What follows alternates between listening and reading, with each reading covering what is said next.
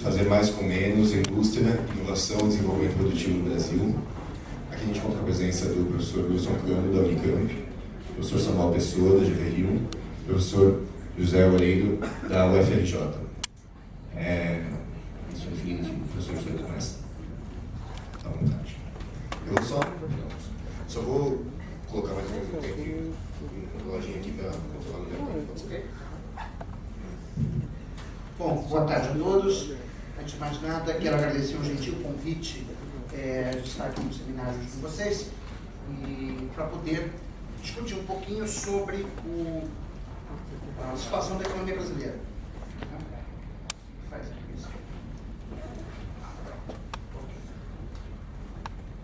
Bom, o tema da minha apresentação, quer dizer, quando me convidaram, era uma mesa sobre indústria, então eu sabia que tinha que falar alguma coisa sobre indústria. Então, dado isso, o tema da minha apresentação será desindustrialização e sobrevalorização cambial, as raízes da estagnação da economia brasileira. Bom, vamos começar com uma constatação que a esta altura do campeonato é uma constatação óbvia. A nova matriz macroeconômica que foi implementada na segunda metade do primeiro mandato da presidente Dilma Rousseff, ou seja, mais ou menos 2012 a 2014, 2011 ainda foi um ano, não estava muito claro o que é que ela ia fazer, mas essa nova matriz macroeconômica, ela fracassou. Né? O que a gente entende por essa nova matriz macroeconômica? Segundo os seus próprios idealizadores, essa nova matriz teria 3 elementos: juros baixos, câmbio competitivo e uma política fiscal supostamente amigável ao investimento público. Né? A nova matriz macroeconômica ela deveria levar a uma aceleração do crescimento via aumento do investimento. O problema é que essas expectativas não se confirmaram. Né? E a razão disso, eu vou procurar argumentar com vocês agora, é que no período 2005-2012, a economia brasileira passou por uma mudança estrutural negativa, que é a combinação de 2 coisas, desindustrialização e regressão produtiva, o que minou o seu potencial de crescimento de longo prazo. Ou seja, mesmo que a matriz macroeconômica fosse uma boa ideia, e ela não é, por uma série de razões que eu não vou ficar discutindo aqui, mas mesmo que ela fosse uma boa ideia, a transformação estrutural ocorrida na economia brasileira durante a era PT no governo gerou uma redução do potencial do crescimento da economia brasileira. Bom, vamos começar com alguns dados. Né? Primeiro, em termos de crescimento. Né? O que nós observamos, o crescimento médio da economia brasileira de 2003 a 2010 foi de 4,05% ao ano, e ele se reduz para 2,01% ao ano no período 2011-2013. Se a gente colocar aqui o crescimento de 2014, essa média ainda vai ser mais baixa ainda.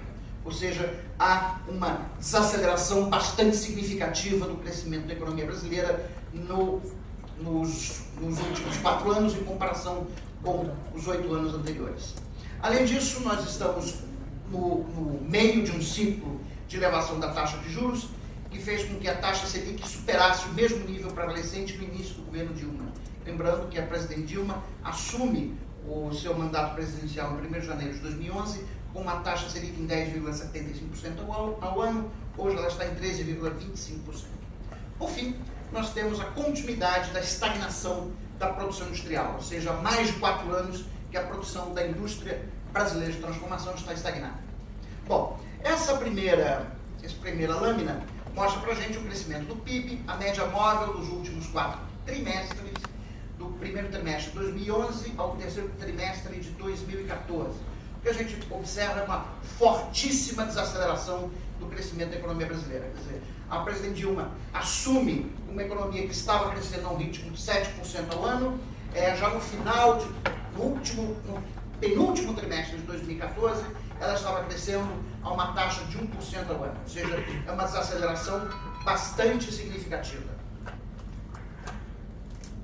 Bom, a taxa de inflação, né, ela que num primeiro momento, pelo menos ali entre 2011 e 2013, ela se reduz de forma até bastante considerável. A partir de 2012 nós temos uma aceleração incontestável da taxa de inflação, ela fecha 2014 próximo de 0,7% ao mês e, como nós sabemos, fechou o ano de 2014 em torno de 6,5% ao ano, e é provável que este ano, 2015, a inflação esteja num patamar superior a 8,3% ao ano. Ou seja, nos últimos anos nós tivemos uma aceleração bastante significativa da taxa de inflação.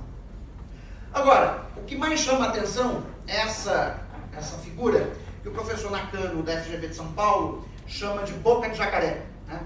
Por que boca de jacaré? Essas séries, a série em vermelho representa as vendas no varejo ampliado, que inclui, no caso, a venda de automóveis, e a série em azulzinho é a produção física da indústria de transformação.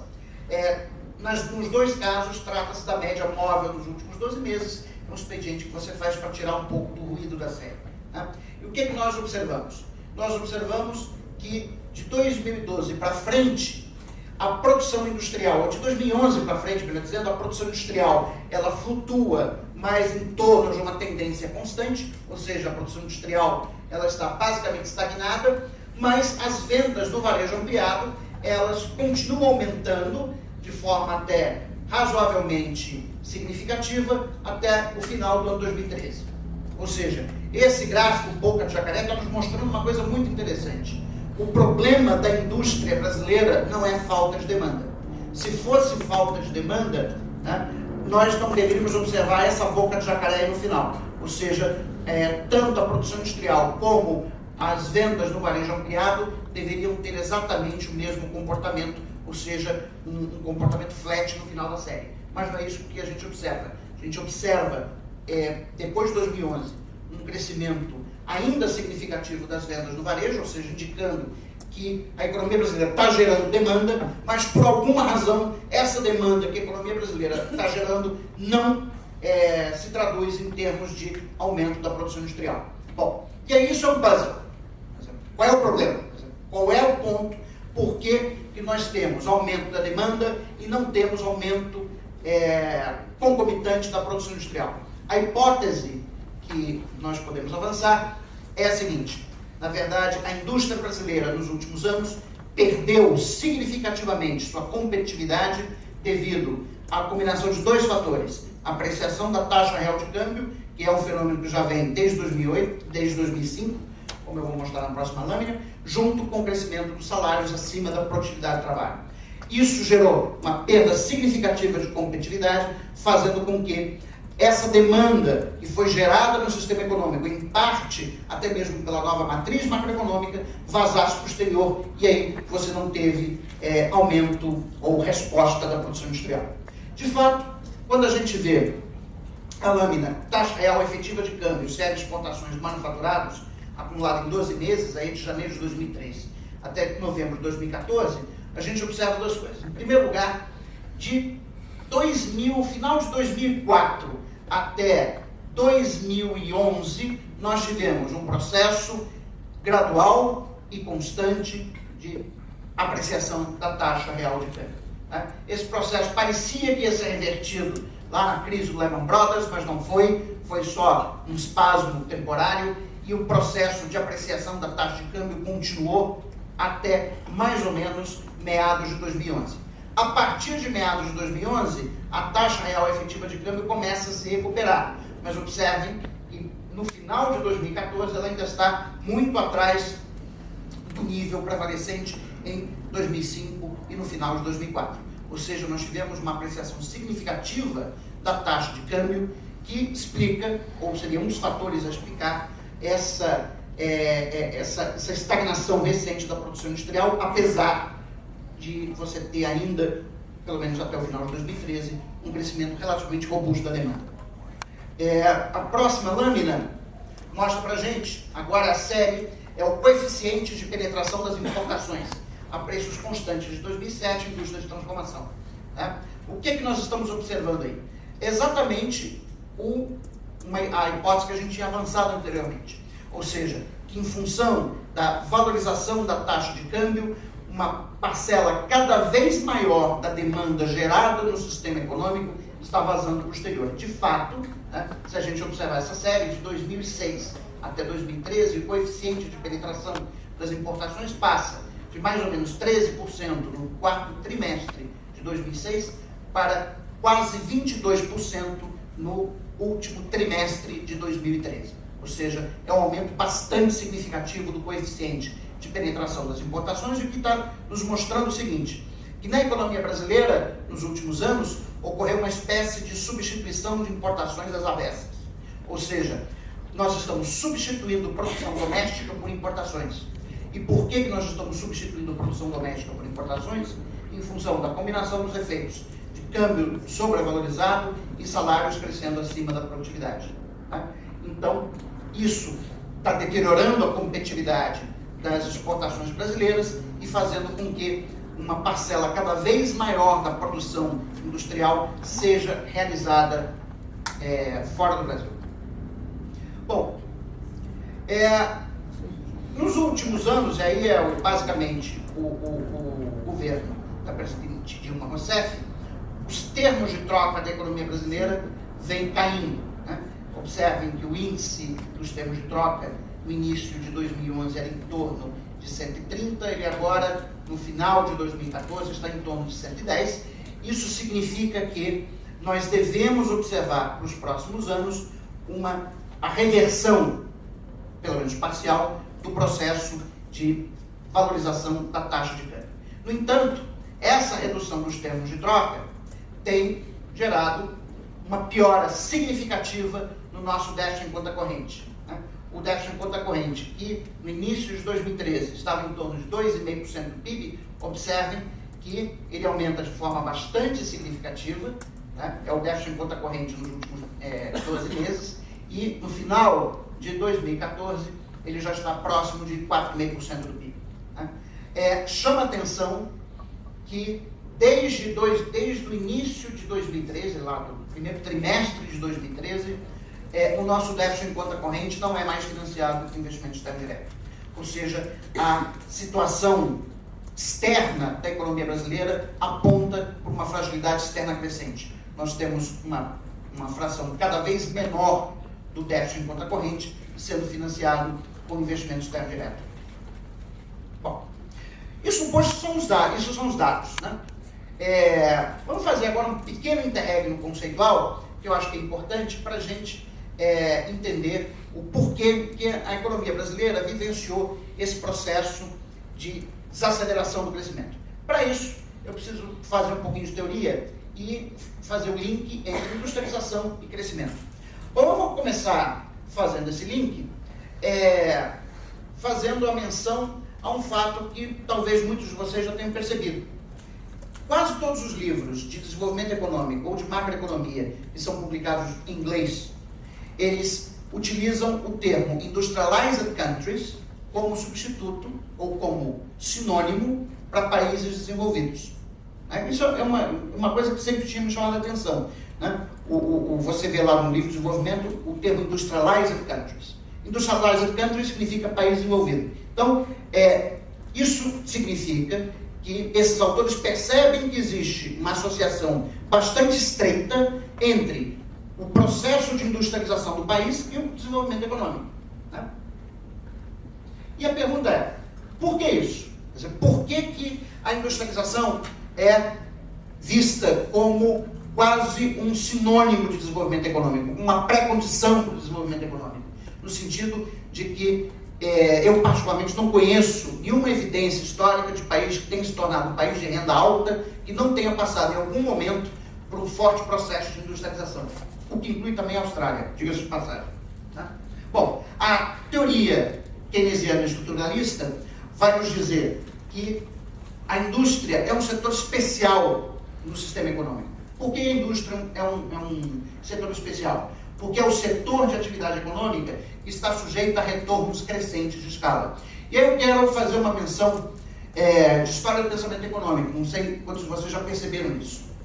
Adam Smith e David Ricardo são, respectivamente, o pai das economias ou dos retornos crescentes de escala, no caso do Smith, Ricardo dos rendimentos decrescentes.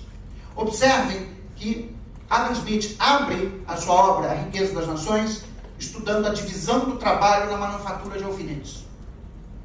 E Ricardo, ele apresenta a sua teoria da renda da terra, ou dos rendimentos decrescentes, analisando a agricultura. Então, enquanto que o objeto de estudo do Adam Smith é a manufatura, o objeto de estudo do Davi Ricardo é a agricultura. Né? Bom, isso é uma constatação por parte desses autores, de que esses setores são diferentes. Eles são diferentes no que diz respeito às economias de escala. Enquanto que a manufatura é o locus das economias crescentes de escala, a agricultura é o locus dos rendimentos decrescentes. Então, é o fato da indústria ser o locus dos retornos crescentes de escala que faz com que ela seja a fonte dos chamados ciclos virtuosos de crescimento. É aquilo que dá sustentação ao crescimento. Como nós sabemos, se os rendimentos forem decrescentes, a economia tende, no longo prazo, isso está lá na obra do Ricardo, a um estado estacionário. Então, a maneira de você impedir que a economia convirja para um estado estacionário é você ter retornos crescentes. E para ter retornos crescentes, você precisa de ter indústria. Tão simples quanto isso. Bom, essa ideia mais geral foi expressa pelo economista húngaro radicado na Inglaterra, Lord Nicholas Calder, num conjunto de 3 leis, publicadas num artigo dele de 1967. Quais são as 3 leis de crescimento do Calder? Primeira lei: existe uma relação causal entre o crescimento do PIB e o crescimento da produção industrial, que vai do crescimento da produção industrial para o PIB. Segunda lei de Calder: existe uma forte relação causal entre o crescimento da produção industrial e o crescimento da produtividade da indústria, devido à presença de economias estáticas e dinâmicas de escala, aquilo que é conhecido na literatura como lei de Caldor-Verdun. Ou seja, aqui a ideia é que, na medida que a produção industrial se expande, isso gera um aumento da produtividade do trabalho na indústria. Terceira lei de Calder é que existe uma relação causal positiva entre o crescimento do setor industrial e o crescimento da produtividade fora da indústria. Isso significa que quando a produção industrial se eleva, eu não só tenho um aumento da produtividade do trabalho na indústria, como tenho também um aumento da produtividade do trabalho fora da indústria. Bom, por que isso acontece? Basicamente devido à natureza do progresso técnico, e é isso que vai explicar muito das leis de crescimento do Calder. O progresso técnico, obviamente, não é exógeno ao sistema econômico, nós sabemos disso, mas o progresso técnico pode ser de 2 tipos. Ele pode ser incorporado ou desincorporado. Ou seja, ele pode ser incorporado em novas máquinas e equipamentos. Né? Nesse caso, para que o progresso técnico ocorra, é necessário que as empresas investam. Ora, mas as empresas só vão investir se a produção delas estiver crescendo. Então, nós temos aí uma primeira razão, né, da relação lá da lei de Caldor-Verdun. Quando a produção industrial se expande, isso leva as empresas a investir na ampliação e modernização do seu parque produtivo e, na medida que elas fazem isso, aumenta a produtividade do trabalho. Né? Bom, a segunda razão, né, é que uma parcela do progresso técnico é desincorporada. É decorrente de economias dinâmicas de escala que foram analisadas pelo Kenneth Arrow no artigo de 1962. Né?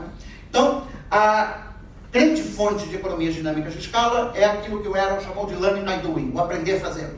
Então, na medida que a produção industrial cresce mais rapidamente, isso gera economias de aprendizado, e essas economias de aprendizado geram, então, um maior crescimento da produtividade. Tá?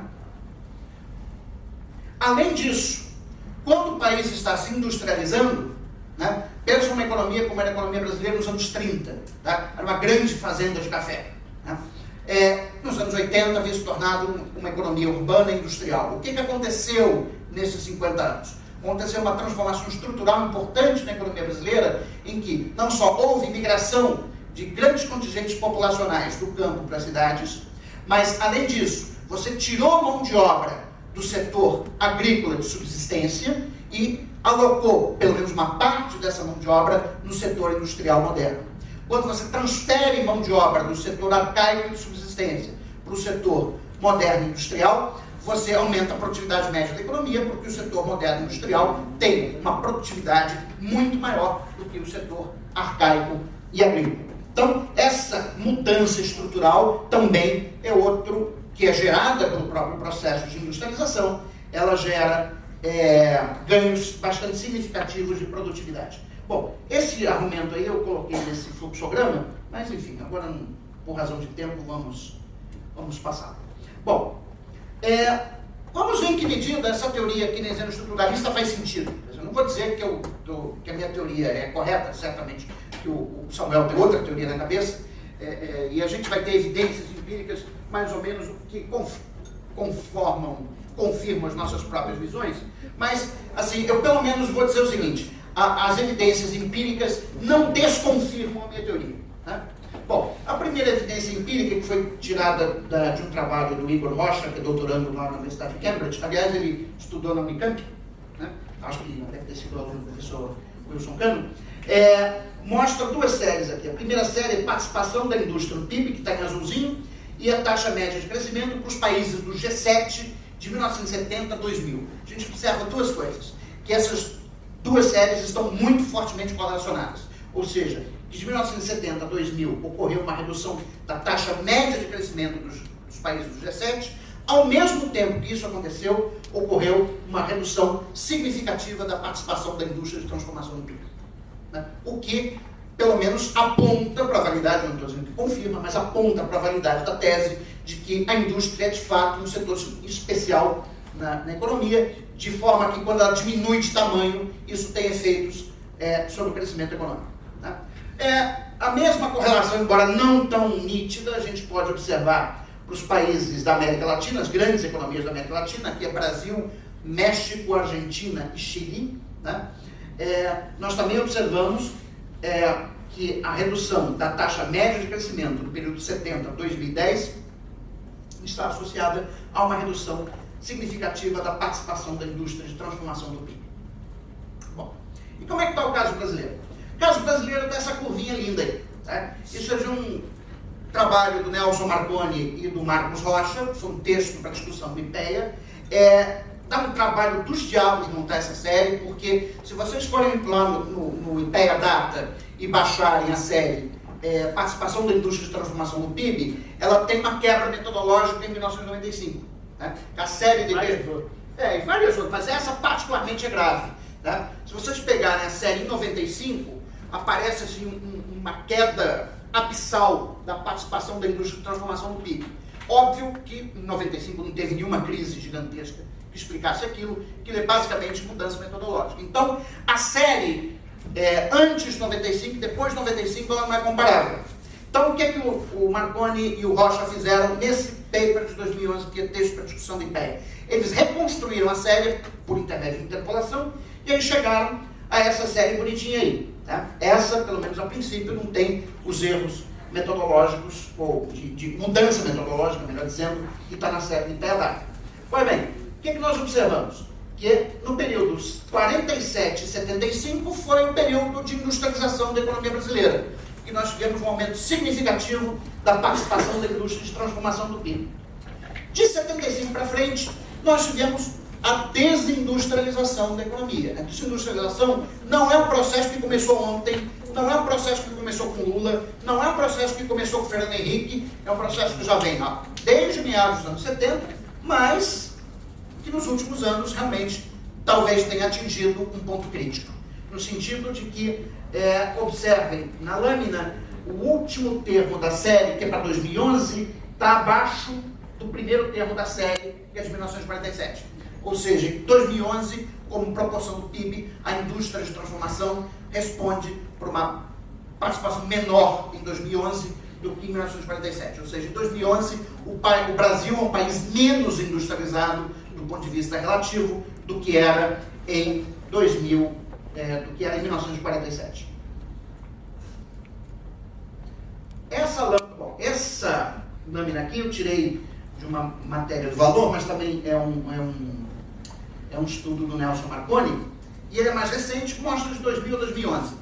Ele mostra como é que se comporta, né, a estrutura produtiva brasileira, né, de duas maneiras. Na lâmina superior, a gente está observando os setores de acordo com o nível de produtividade. Né? Então nós temos 3 grupos ali. Os 7 setores com menor produtividade, que é a curva em preto, os 6 setores com nível de produtividade intermediária, que é aquela curva ali um pouquinho mais clara, mas ainda com uma coloração mais escura, e depois os setores com maior produtividade, que é aquela curvinha com coloração mais clara. O que a gente observa? Claramente, 2 comportamentos. De 2000 até 2005, os setores com maior produtividade ganharam participação no valor adicionado da economia brasileira. Já os setores com menor produtividade perderam participação. Ou seja, de 2000 a 2005, nós estávamos num processo de mudança estrutural positiva. Ou seja, em que os setores mais produtivos, com maior produtividade, estavam aumentando a sua participação no PIB. De 2005 para cá, reverteu. Ou seja, os setores com menor produtividade aumentaram a sua participação e os setores com maior produtividade diminuíram a sua participação. Então, nós tivemos de 2005 para 2011 aquilo que nós podemos chamar de regressão produtiva, ou seja, a estrutura produtiva brasileira ficou mais concentrada em setores com menor nível e menor taxa de crescimento da produtividade. Bom, abaixo, o que a gente observa? Na segunda lâmina, agora o agrupamento em grandes categorias: manufatura, exceto petróleo, serviços modernos e serviços tradicionais. O que a gente observa no período inteiro, de 2000 a 2011? Os serviços tradicionais, que engloba cabeleireiro, restaurante, boteco, enfim, posto de gasolina, esses são os serviços tradicionais. Os serviços tradicionais, que representavam 19,7% do valor adicionado na economia brasileira, passaram a representar 23,1% do valor adicionado na economia brasileira. Ou seja, os serviços tradicionais, que são esses, que estão ligados ao cuidados pessoais, ao consumo pessoal, aumentaram a sua participação. Por que isso é ruim? Porque esses serviços são os serviços que utilizam a mão de obra mais mal treinada, que tem menor intensidade tecnológica, que tem menor dinamismo e, portanto, tem menor crescimento de produtividade e menor capacidade de alavancar crescimento ao longo do tempo. Já a manufatura, observem que ela mais ou menos voltou, né, ao patamar que ela estava no ano 2000, ela aumentou, né, de 2000 até 2004, depois de 2004 para frente ela diminuiu, e por fim, os setores que são os serviços modernos, aumentaram ligeiramente a sua participação de 16,8% para 17,1%. Ou seja, essa segunda lâmina está nos mostrando, de forma bastante clara, que a estrutura produtiva brasileira como um todo regrediu no período 2000-2011. O estudo não faz para anos mais recentes, mas é provável que, se a gente estender esses dados aqui de 2011 para 2014, certamente a participação da indústria vai estar menor ainda e a dos serviços tradicionais certamente maior. Bom, então nós tivemos uma regressão produtiva na economia brasileira. E qual é a razão disso? Bom, a minha hipótese é de que isso está relacionado com o comportamento da taxa real de câmbio, né? Essa lâmina mostra para a gente a taxa real de câmbio e a participação da indústria no PIB. Tá? Então, do lado direito do gráfico, a gente está medindo a participação da indústria no PIB, do lado esquerdo, o índice de taxa real de câmbio. O que a gente pode ver é que essas duas séries caminham juntinhas. Ou seja, que no período em que eu tive uma forte apreciação da taxa de câmbio, eu também tive uma redução significativa da indústria de transformação no PIB. O que é esperado, dado que a indústria é, por excelência, um setor tradable e a taxa de câmbio é o preço relativo de tradables sobre não tradables, então quando o preço dos tradables cai